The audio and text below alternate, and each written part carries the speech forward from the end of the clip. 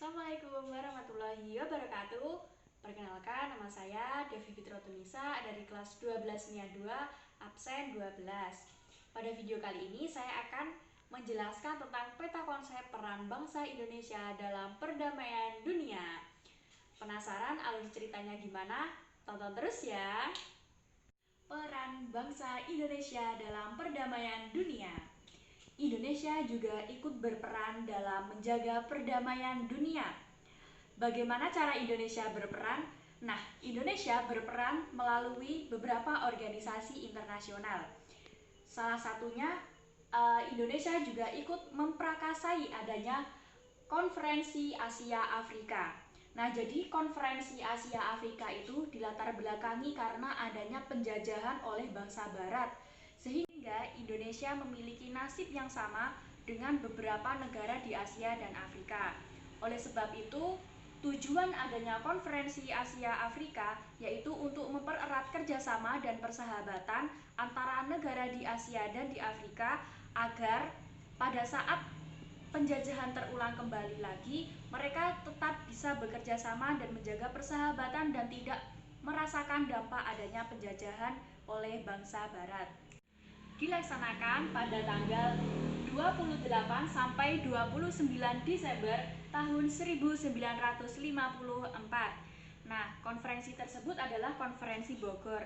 Pada konferensi tersebut juga menghasilkan beberapa keputusan.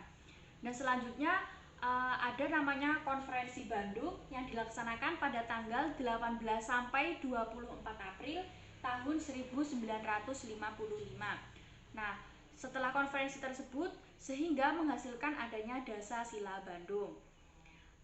Konferensi Asia Afrika tentunya juga sangat berpengaruh terhadap negara-negara yang ada di Asia dan di Afrika. Salah satunya Indonesia.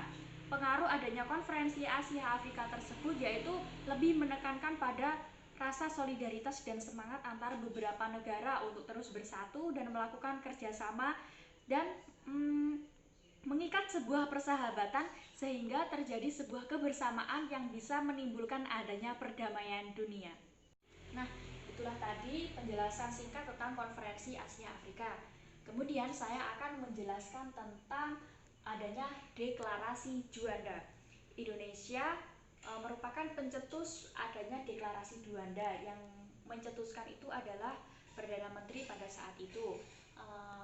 Singkat cerita, deklarasi Juanda itu dilatar belakangi karena adanya tuntutan pimpinan Departemen Keamanan Republik Indonesia yang pada saat itu adanya ordonansi laut dan maritim yang dibuat oleh Belanda sangat tidak menguntungkan oleh Indonesia. Kemudian dibentuklah deklarasi Juanda. Nah, deklarasi Juanda tersebut menganut beberapa prinsip-prinsip, yaitu adanya prinsip kepulauan. Hingga laut-laut antar pulau pun merupakan wilayah dari negara Republik Indonesia dan merupakan bukan wilayah kawasan bebas. Melalui deklarasi Juanda dinyatakan bahwa laut teritorial Indonesia berjarak 12 mil laut dari garis dasar terluar sampai pulau terluar. Peran Indonesia selanjutnya yaitu melalui adanya misi Garuda. Nah, jadi pada perdamaian dunia tersebut Indonesia berperan juga melalui misi Garuda. Nah, misi Garuda tersebut dilatar belakangi karena pada saat itu adanya Perserikatan Bangsa-Bangsa atau PBB itu menginginkan membentuk adanya suatu badan yang menjaga keamanan perdamaian di Timur Tengah, sehingga kemudian beberapa negara mengusulkan atau mengirimkan beberapa pasukannya, termasuk salah satu Indonesia.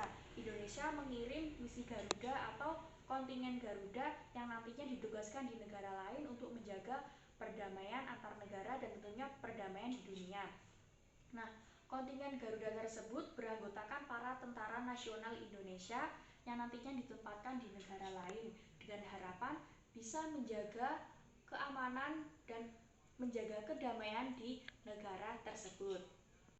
Untuk yang terakhir, peran bangsa Indonesia dalam perdamaian dunia yaitu dengan melalui adanya gerakan non-blok. Nah, jadi gerakan non-blok tersebut merupakan sebuah gerakan yang dilakukan oleh beberapa negara yang memang benar-benar tidak memihak salah satu blok, baik blok barat maupun blok timur.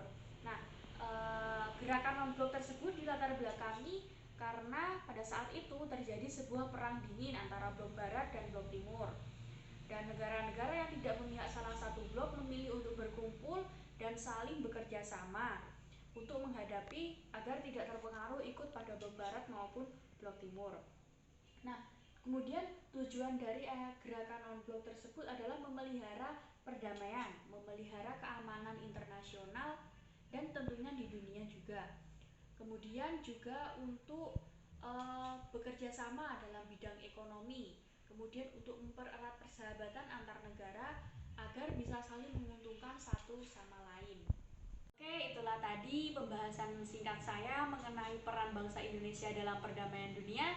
Semoga dapat bermanfaat, dan terima kasih buat yang udah nonton videonya dari awal sampai akhir. Dan saya mohon maaf apabila tadi dalam penyampaian materi ada salah kata atau kurang tepat. Sekali lagi mohon dimaklumi ya, karena semuanya juga sama-sama masih belajar.